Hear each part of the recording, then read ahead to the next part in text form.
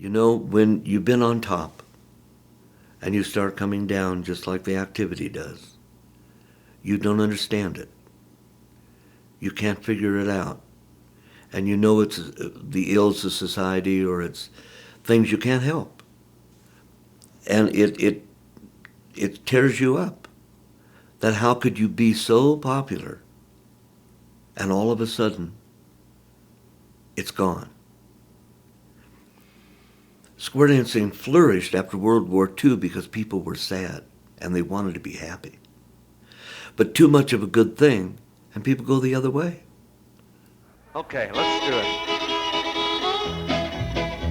Walk all around but the corner suit. A hip boy seesaw now with a put a little tall that go to the corner left down a man that I walk all in there right all up grand.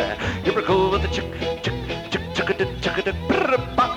go by the heel of the toe and I walk a talking around the land and home you go in the middle of the land and then heads move up to the middle and move it back square through it. Four hands go around the sand and four hands round the ring. Do a do something, do an ocean wave and I rock it up to the middle and back.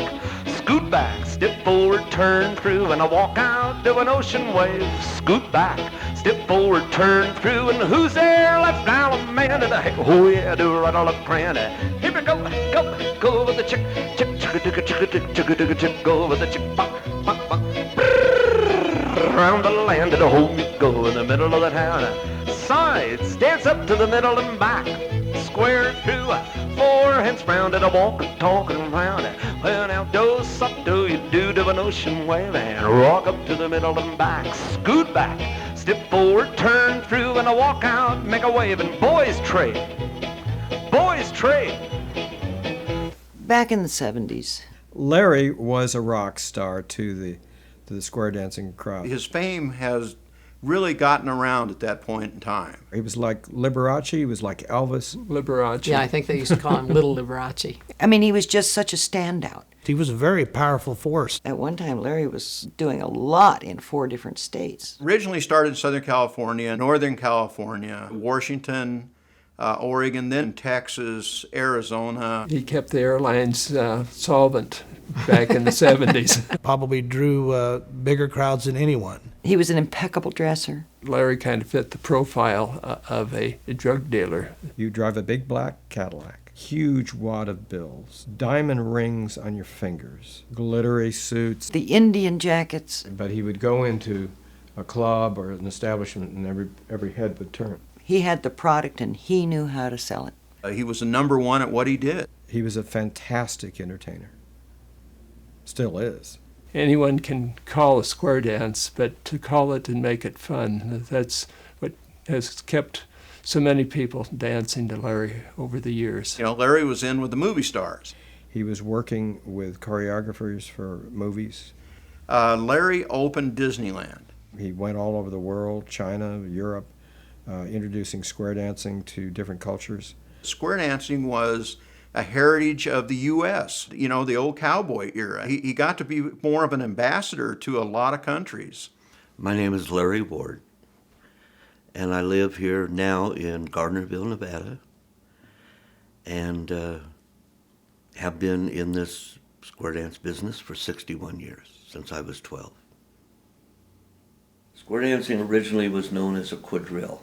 It was only done by the wealthy people in the castles. Then it came to America, and people got a fiddle and a banjo and a guitar instead of an orchestra, and they were sort of making fun of the wealthy people that did these quadrilles by stomping their feet and clapping their hands, and they had so darn much fun at it that square dancing was born in this country.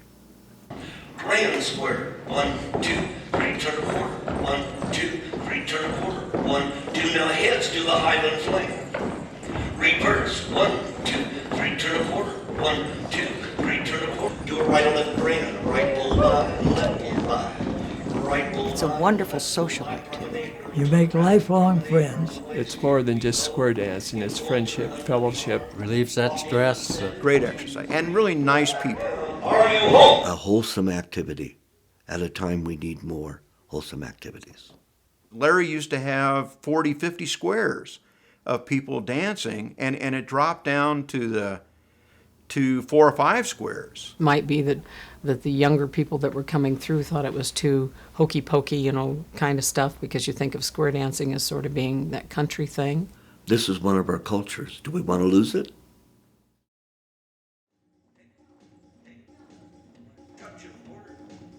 How many people called me and said they're coming? 100. So we're going to have one heck of a program tomorrow night, covered by the paper and all these people in the community. Get her home. Get ready. Join hands. Circle left. YMCA. Hands up. Do it. YMCA. He's bringing himself back up to what he was in the 70s and 80s. And he's 73 years old. How many people could believe in their product and believe in the people that were out there that much to try that?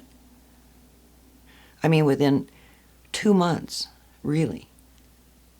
He's taken an environment here in Reno, in Gardnerville and Carson City, this whole area, and they'd have 2, 3 squares at a dance.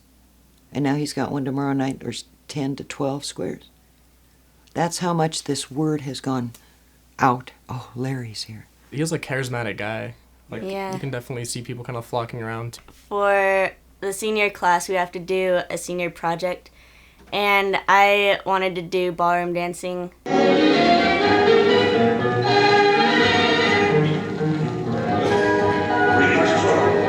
Before we knew about Larry, we started taking dance lessons up in Reno. Like, every time we go to his classes, we learn something new about him. He's just a cool guy. That's like the only word I can think of. Are you 18, 17? And Lauren, you're how old? 17? I remember, I don't remember when I was 17.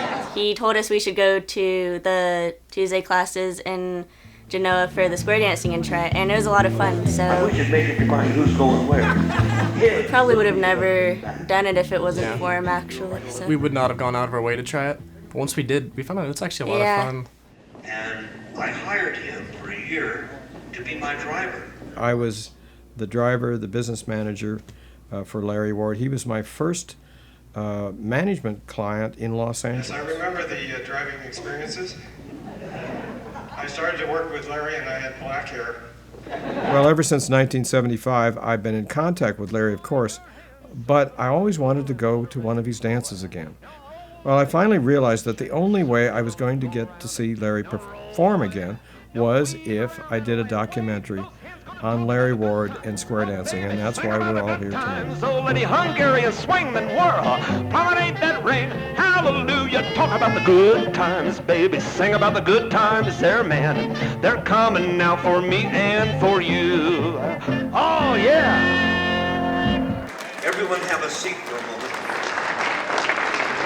Now, since I moved up here, I have to say that one thing about Northern Nevada, and I'm not putting you on this, and Doug, where's Doug? Right. You back me up on this. Some of the friendliest people we've ever met. My name's Doug Pushard. I can't really say that I enjoyed square dancing too much. However, the first time that I danced to Larry Ward, I thought, my goodness, this is so much fun. And he makes it fun. And he makes you look good on the floor. I thought, this is great.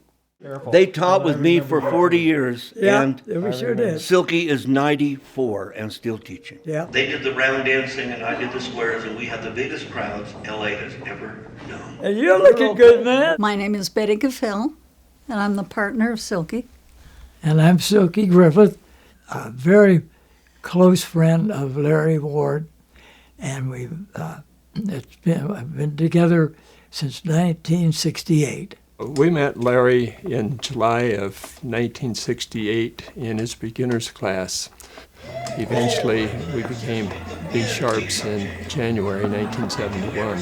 I started square dancing when I was 9, but I don't think Larry came to the San Fernando Valley for a few years after that.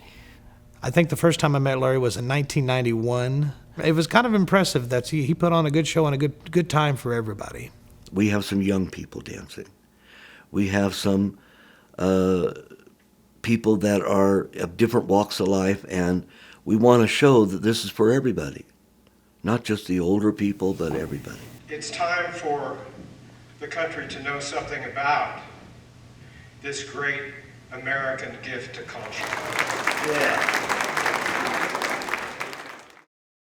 In the San Fernando Valley, where we had at one time 10,000 dancers in a little 23 by 25 mile valley, okay, you had 4 or 5 dances every night of the week that you could choose where to go. 1948, I went to the Santa Monica Jubilee, which was the first big square dance festival in California. They had a street dance expecting about 3,000 people. They blocked off 8 blocks and ended up with 40,000 people. I can still run into people that I danced with when I was a teenager, and we'll still share those stories. We'll say, God, you remember when we went to San Jose or the Glendale Civic Auditorium when Larry was calling down there and you'd have 60, 70 squares there? I mean, we little 14-year-old girls and stuff like that, we'd be making our dresses and we'd be dolling up for a month before we went down there. You know, and the guys would be doing the same thing. Most of the families that get into square dancing got into it because they really couldn't afford to go and participate in other activities. My mom and dad square danced in the 30s in Long Beach, and that was the Depression. And that was one of the things that got them through the Depression. Square dancing is one of the things that you can completely forget your troubles and just enjoy what you're doing. The 50s, the 60s, into the 70s, people found out from youth. I was a young dancer. We had teenage groups. We had young adult groups. Then it transitioned into our parents' groups and others. We were always invited to dance. About 12 or 13, we had square dancing in the schools, and our teacher was Mary Hess. Larry got a real interest in it, and the teacher got an interest in Larry. So at that age, I'm traveling all over with her, and she's teaching me how the calls work, and I thought it was just a fun thing. Until a year later, she said, now I'm moving to Dallas, Texas, to get married, and you're going to teach the kids, because nobody else knows how. I said, I can't do that. I'm only a 7th grader. I'm too young. The principal's name was Mr. Swinehart, and he said, I don't want this kid teaching kids. And the teachers overruled the principal, supervised the program, and I became the caller as 7th graders for these 4th graders in our school. And then it was so successful when I'm an 8th grader, the other 2 elementary schools, Center Street and Imperial, wanted the square dance program. And then I'm a 9th grader, and the Westchester schools wanted the program, and I was working every day, teaching kids to square dance. When he's doing certain, they call them singing calls, then he's, hey, hey, hey, or stomping his foot or something, you're out there going, yeah, right. You really feel it. Now, Larry had to throw in his own style, which was he would or you know he would make fun of somebody that goofed up. John, are you ready to screw up another square? Oh, okay, thank you. Just checking. And the people loved it. It just endeared him to the people, and I think the other thing is it separated him from the other callers. If you weren't in the right place in a square or something like that, and he might see it, and he knows you, and he likes you, he's going to pick on you. I would kid people, and I'd say, here, that fellow in the red shirt screwed up. Larry said, well, it must be that red shirt, Brian. It's got to be that red shirt. Brian laughed, and everybody laughed. Well, the members of the club next week, the guys got together, and all the men wore red shirts. Everybody in the class had a red shirt. Everybody. Whoever didn't is who I picked on. 4, 2, 3, shoot the star. Promenade your partner. Boy, that was smooth. About the time he got to be a senior in high school or in that area, Larry was already professionally dancing. Ralph and Eve Maxheimer were the teachers and real perfectionists. Linda Kendricks was my partner. After being in Levi's and Laces for about 8 years, we had worked all the way to the solo couple to do exhibition work on our own. I had met Thomas and Rogers, the world champion ballroom people from London. And we became good friends, and like this Mary Hess, they took me under their wing, took me to the ballroom dances, taught me everything. So I started a ballroom class, and I had 100 couples in 3 different groups right away. And I was now only a 10th grader. I loved it. Most of square dancing when it started was pretty jerky.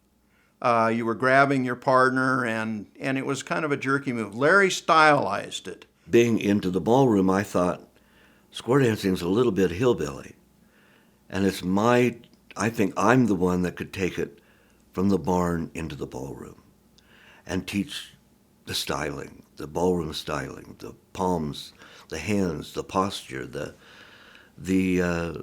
really beautiful part of dancing, not just movement, but nice movement. The men held their hands just so. The ladies held the skirts. The way he presented himself and the way he expected his dancers to be dressed properly and show the styling that he had taught them really made it very elegant. Like a professional dancer. Boy, it was smooth, wasn't it, back then? It was really beautiful. And that to helped watch. build my reputation. Now, the second thing that helped with square dancing was I called a big dance at the LA Sports Arena for about 4,000 people. And I was with many other callers. At the sports arena, the sound was horrible. They just had opened it. Nobody could hear. This is how this started. So I thought, I was just a young guy, about 18, 19, and I thought, I'm going to do something. And I took the record off and called without music. And the people got the rhythm, and they could hear me, and they could tore hear their footsteps all through the hall. They tore that place down. Then I did that after that as a gimmick. Was in sync. The highlight of the evening. Well, you'd get started and you'd be dancing, and all of a sudden he'd shut the music off.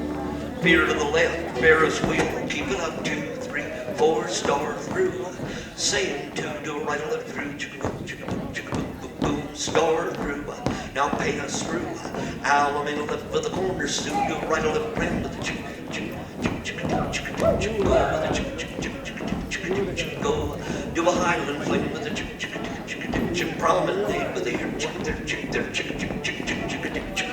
then you bow to the partner, corner, you're through.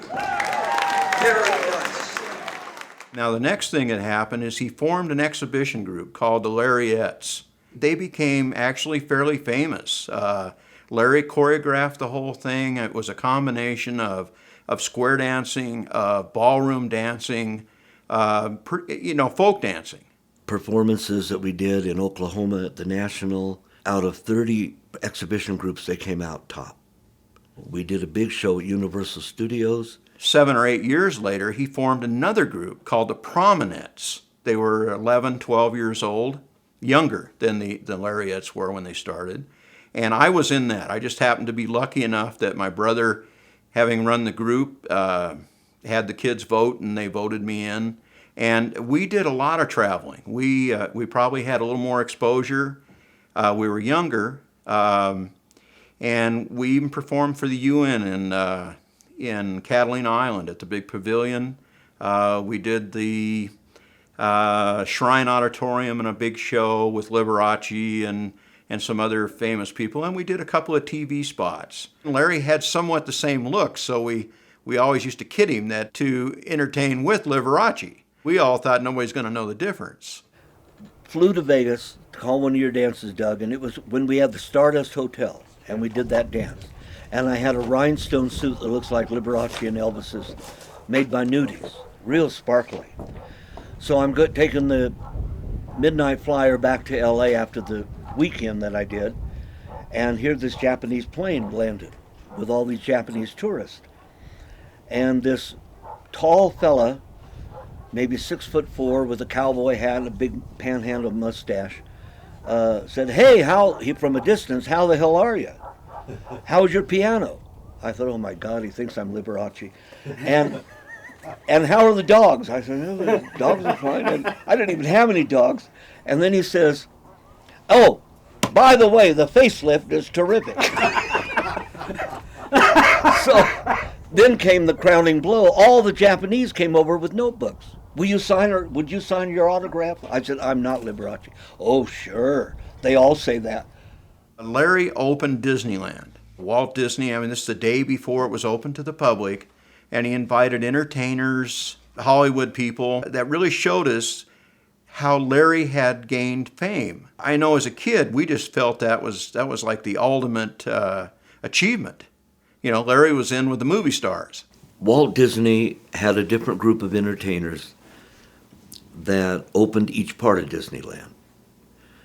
If it was Tomorrowland, he had some very modern people. If it's a small, small world, he had some of his Mickey Mouse people and those entertaining. But he also has Frontierland, which was country. And he had a couple country singers, and he wanted my kids on the opening of Disneyland to perform square dancing in their matching outfits. They tore the house down with applause. Disney is a wonderful man, was a wonderful man, because he likes children. He truly likes children. He sent his manager over to tell me that I want to meet your kids. I want to spend 30 minutes with your kids because they're beautiful kids, and I really want to talk to them. But I don't need to talk to you, the dance teacher. I want to talk to the kids.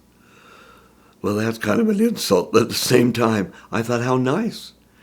That was a highlight of every one of those kids' life, to sit down with Walt Disney.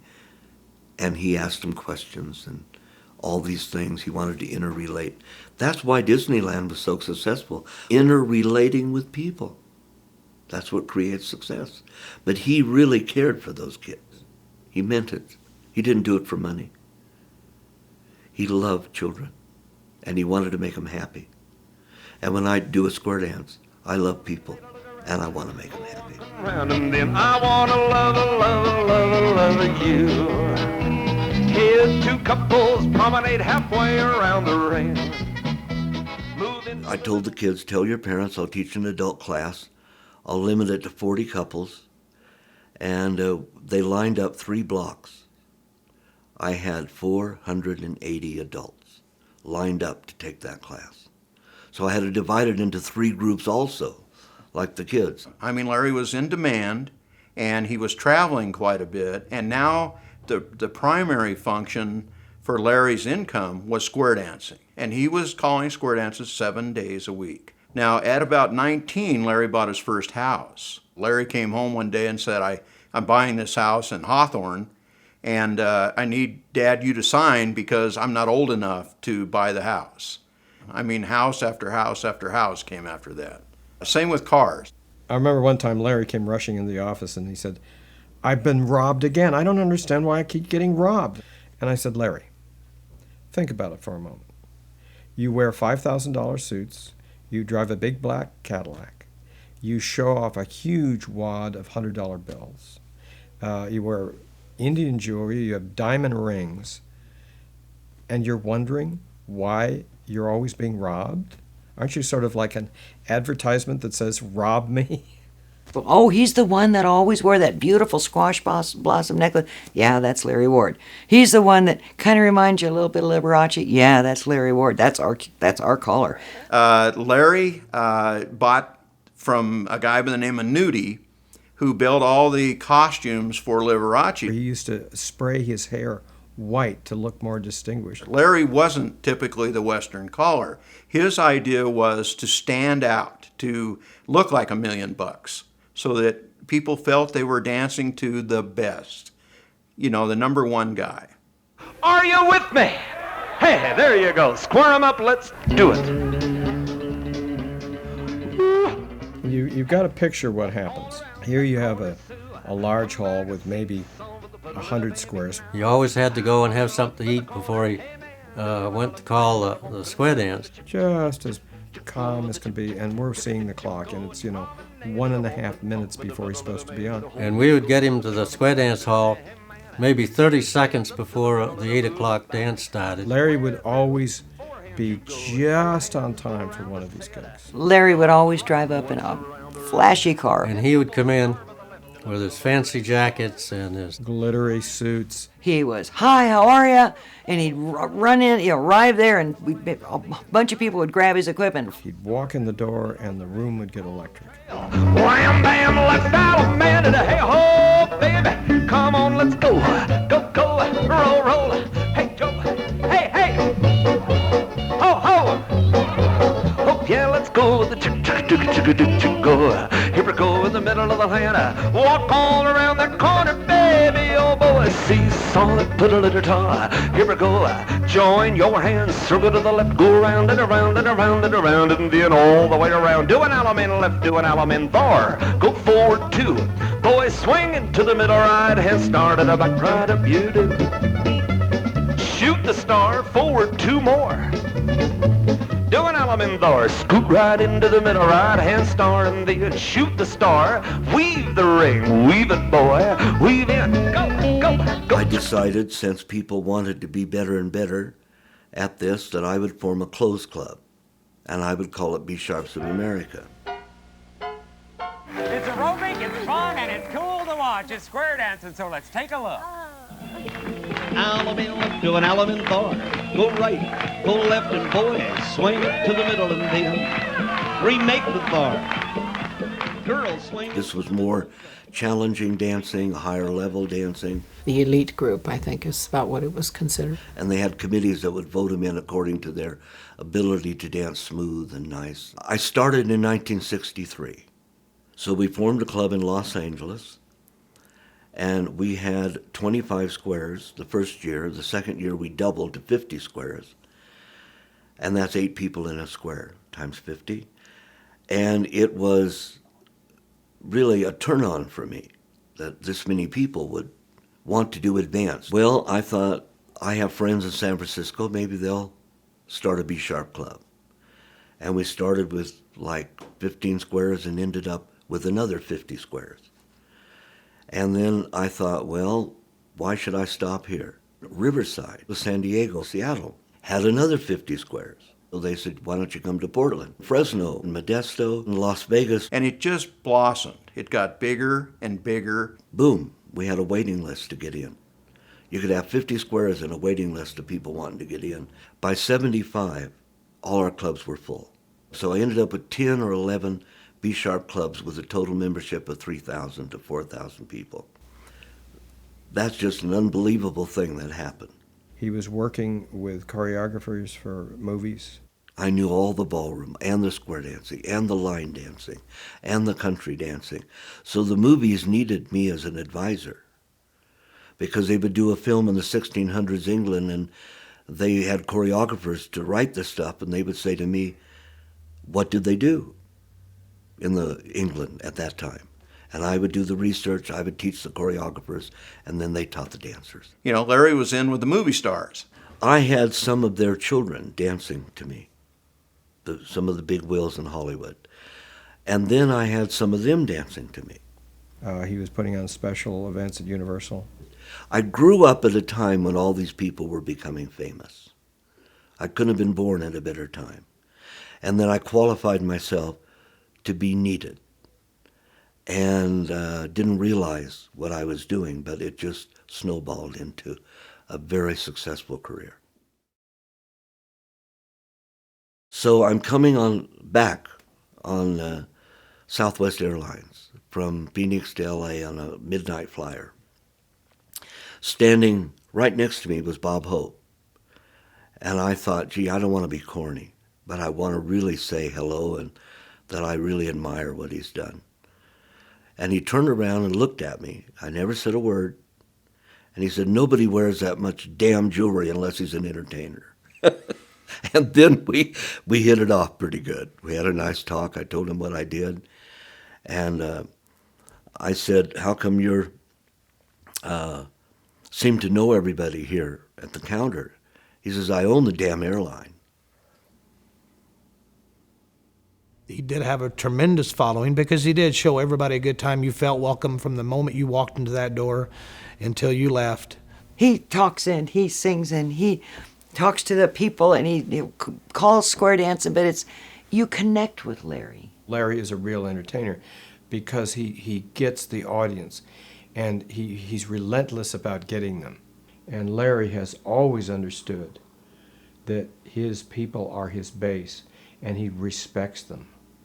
If I get people real high on Glory Hallelujah, or when the saints go marching in, or something that's real spiritual, and they're real high, they tear the place down applauding, and that gives me more energy. And then with the more energy, I'm even better. And that energy goes back and forth to the point you could do things you never thought you could do. You become sensational from the energy you get back from the people, and then you give them more. And it just goes on till, and that's charisma. That's the ability to feel what you're doing and make people feel what you feel. I got so good at people and charisma, I could go through a hall of 400 people, and I could tell if somebody was lonely and if they were sad, and I would know to say, Helen, you look great tonight. And that's all she needed. I could feel that. I could feel her vibrations, because you work with vibrations so much. Nobody talks about the entertainer that learns vibrations from people. And when you learn that, you're in control. Let's go with the chick, go a little more to the heel of the toe, and a walking around and gun a little more than baby. Well now, walk all around the corner, baby. Come back and see some with a pretty little baby. Here we go, then join up hands, circle to the left, go walking, talking, run a little ring, and here we go, and do an element left with your old left hand. Here we go, do a right or left friend with a big foot up and a little one down, and a meet a little girl, and a promenade with the chick.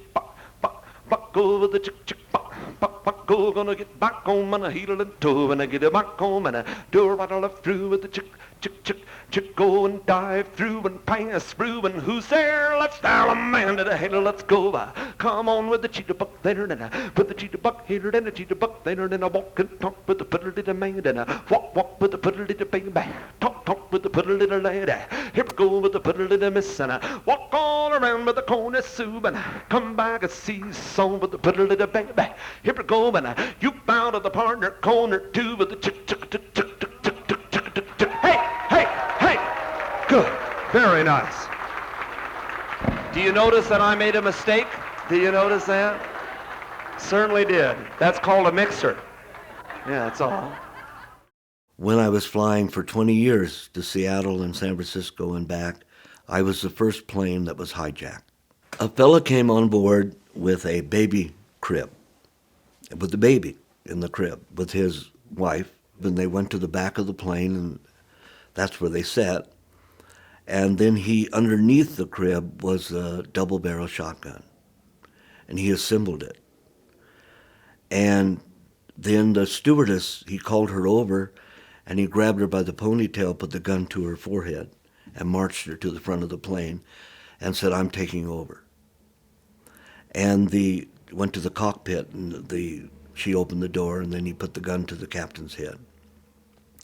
Meanwhile, the girlfriend, or his wife, I don't know what she was, but she got on the microphone and said, don't anybody move, scoot down in your seats. If anybody sits up where I can see you, I'll shoot you with my pistol. So everybody scooted in their seats. We're about halfway to LA at this point.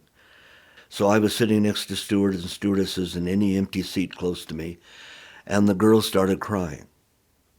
They said, they'll keep us. You might get off, but we're not going to get off. And this is the first time people had been hijacked, so they were just really nervous. And a steward sat next to me, and he said, I'm scared. I said, I'll tell you what, I'll give you my Western jacket, and maybe he won't know you're a steward, and you can make a report and get off the plane. Well, that was a good idea, because he not only got off the plane, but I could fly free for 1 year with the PSA Airlines. He took the plane. We got off in L.A. The FBI was there but could not come on. He let us off. He flew to Tampa, Florida, where they refueled. Then he took the crew with him, and then he went to Cuba, where Thank goodness the Cuban government arrested him and sent him back to the United States. 2 weeks later, I'm flying to Las Vegas. The guy parachutes out over Salt Lake, and I couldn't believe this was happening again. Well, then the newspapers got a hold of that, and they had to do a great big thing about the square dance caller that was hijacked twice, and of course planes hadn't been hijacked before. After that, 40 or 50 were. But all the stewardesses and stewards knew me because I flew for 20 years with them. So I'd go get on the plane in my Western outfit, and they said, "See you later. We're not going with you anywhere." They were joking, of course, but had a great reputation as being the wrong guy to fly with. So then I started tours. So Larry started creating these trips where, well, let's go to little ones first. Let's go to Catalina for 3 days, and I'll call the dances, and we'll make a package deal, and it's a pretty good deal. And people started getting really into that. Well, then we'll go to Mexico. So we took tours to Europe, we took tours to Germany, we took tours to especially Holland and Sweden and Australia and New Zealand. And he would schedule these trips 1, 2, 3 years in advance. So in Tahiti, I thought, you know what, these English guys look marvelous with those big plantation hats and the English sort of safari jackets. So I bought a jacket, I bought a plantation hat, I got off the plane and was arrested. Oh, no. They put me in jail. And here's the tour. What? Why? And so when I got in, they searched me and everything, and I said, "What's going on?" They said, "There's a big plantation owner bringing marijuana in this country." You look like it. And then they wanted me to go to China. We had a national guide, and the ambassador met me in China, the United States ambassador to China, and said, "Well, we'll sponsor a program you teaching the Chinese to square dance." And this was 2 years after they opened China. We took 60 people, and some of them helped me to demonstrate square dancing. How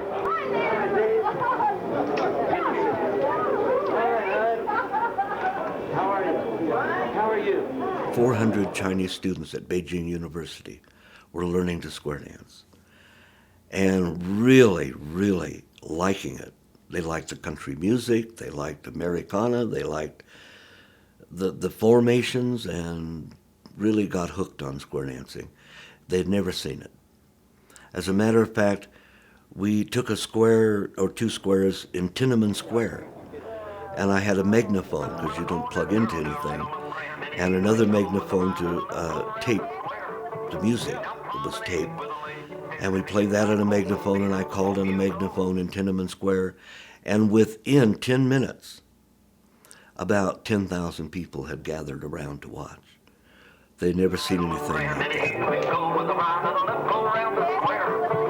Now promenade with a lady there, take it back home, and then home you go. Yeah, couples forward up to the middle and back. You know, they were very interested because square dancing was a heritage of the U.S. primarily. And, you know, the old cowboy era. And, of course, most countries are very interested in the cowboy era of the United States. So this is a very special thing. We sat in the room with the directors of dancing, and they said to be sure to let you know how thrilled they are that we are here. Walk around that corner, come back, see, throw your own. Join your hands, circle left and to the left, go around the set. Now the left with the corner, do it right on the back. So I was in China for 30 days. We did the tour and everything, and came back here, and the ambassador contacted me and said, "China's coming to the Olympics. Would you like to be one of the hosts?" Because a lot of them danced to you at the university. I said, "I'd love it. It'd be an honor." The biggest honor were the people I hosted with, which was Phyllis Diller, Betty White, and Jimmy Stewart. And for 3 to 4 weeks, we took the athletes all over. And my job was to take care of them at Griffith Park Zoo when they presented the panda bear to the zoo from China. And I hosted that whole event for a weekend. So he got to be more of an ambassador to a lot of countries. And my father was a real athlete type of person, had played professional baseball, and felt that Larry didn't follow through on the sports like our father thought he should. His thing was more the dancing and the creativity. We had a real difficult time understanding each other. So my mother was 100% behind that. And my father had some reservation. And yet, the last 10 years of my career, my dad danced every night of the week to me. And my dad said to me, he said, you know, I had no idea how great of entertainment this is. He loved it. And when he died of cancer, colon cancer. He made a recording, a tape. And in the recording he said, I'm sure glad my son was a caller because it's the best time I've ever had in my life. About 85 is when I started teaching at UCLA. One of the professors there was one of my dancers and said, we have our own elementary school. Would you be willing to come and teach the kids at UCS, at our elementary school, teach the 4th and 5th graders square dance? They'll pay you $100 an hour. I did that for 8 years. And then I did a course of 2 weeks for the teachers at UCLA who wanted to learn enough about square dancing that they could teach it in their schools.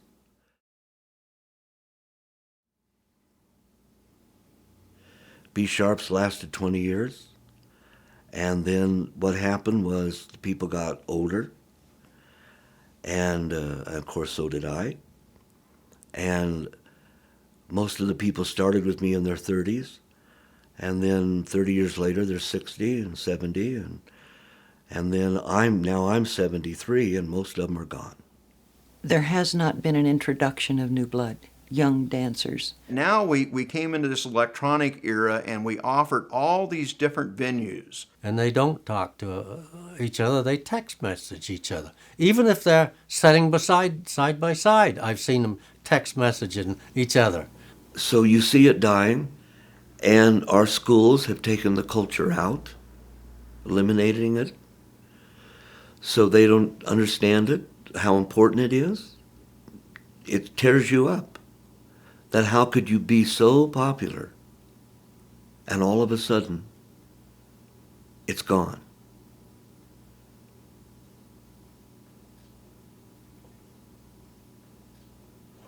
Listen, folks, I have a couple of quick announcements.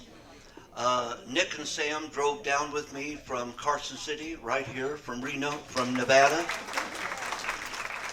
And Andrew Shepard, they've done a documentary film on me, and they need a little more film to wrap it up. So you're going to be movie stars. Do it right on up through 2, 3. Fear to the left. It's because he himself enjoys it so much. He can come to a dance and be in a real down mood, and as soon as he gets up there and starts calling, it's just like he just loves every minute of it. So he has us loving it because he loves it. It's probably not going to last many more years at all.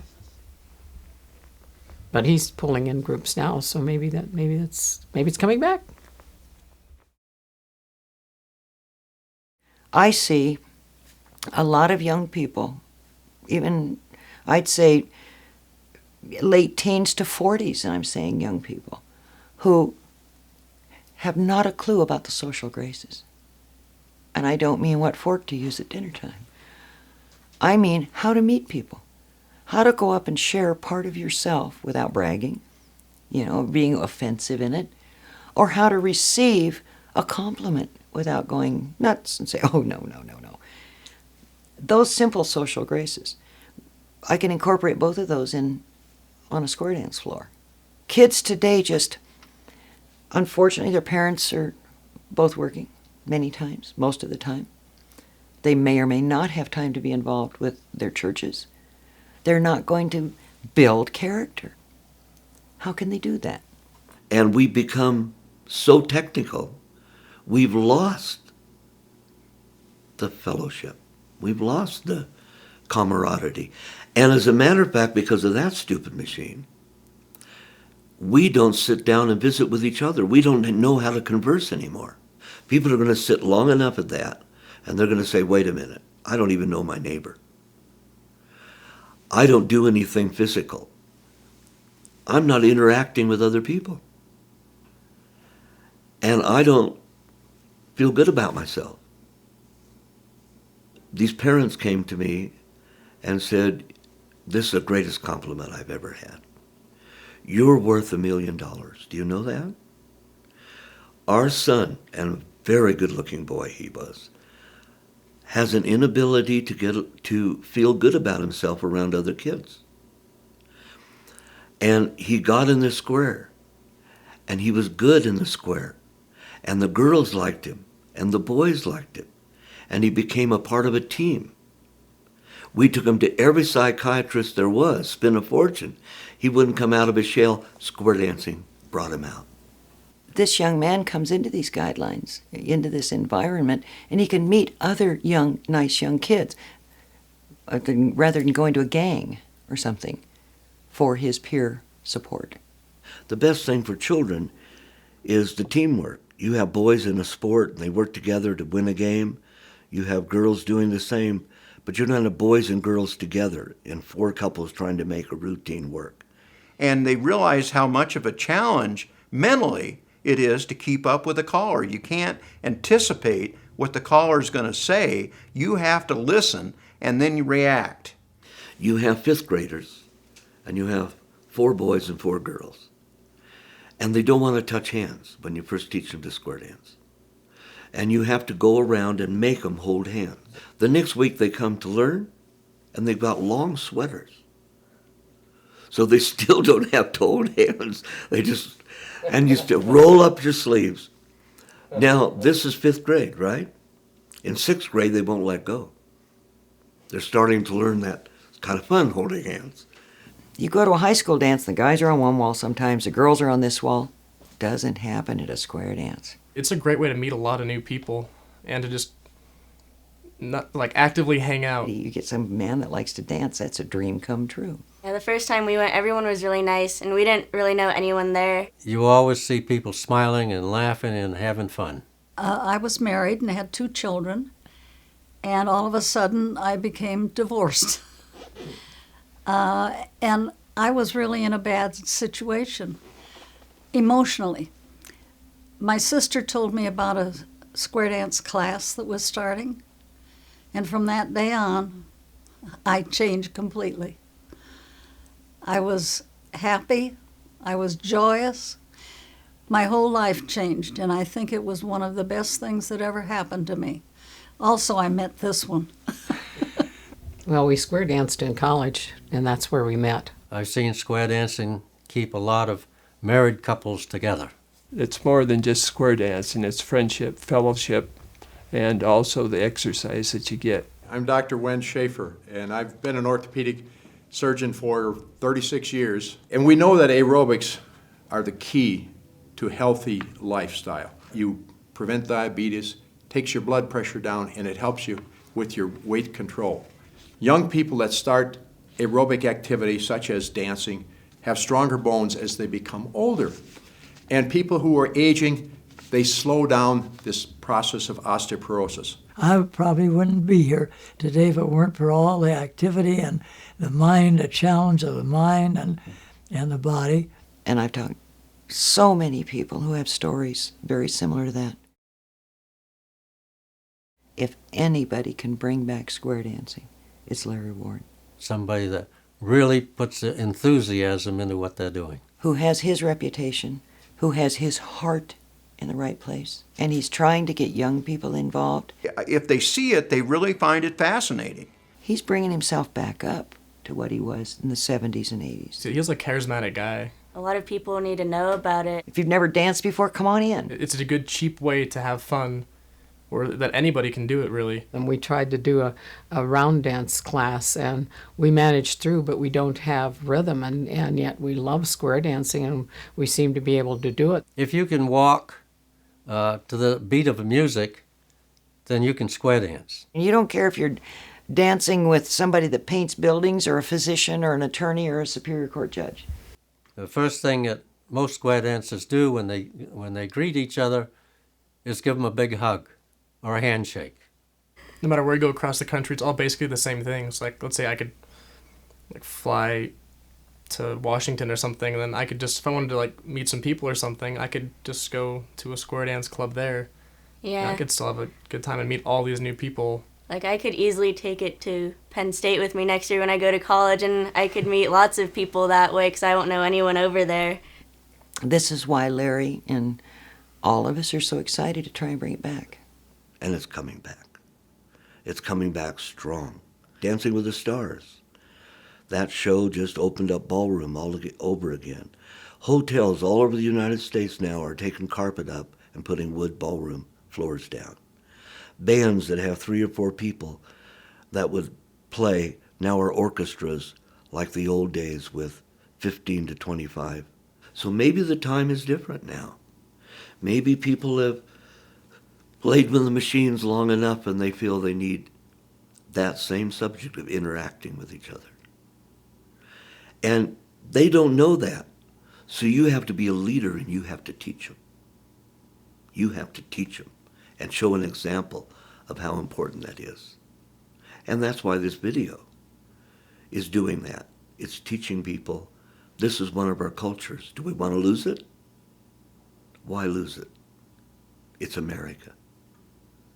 And there's nothing greater than the culture of America. So we need to move it ahead, make it better, and be a happier people.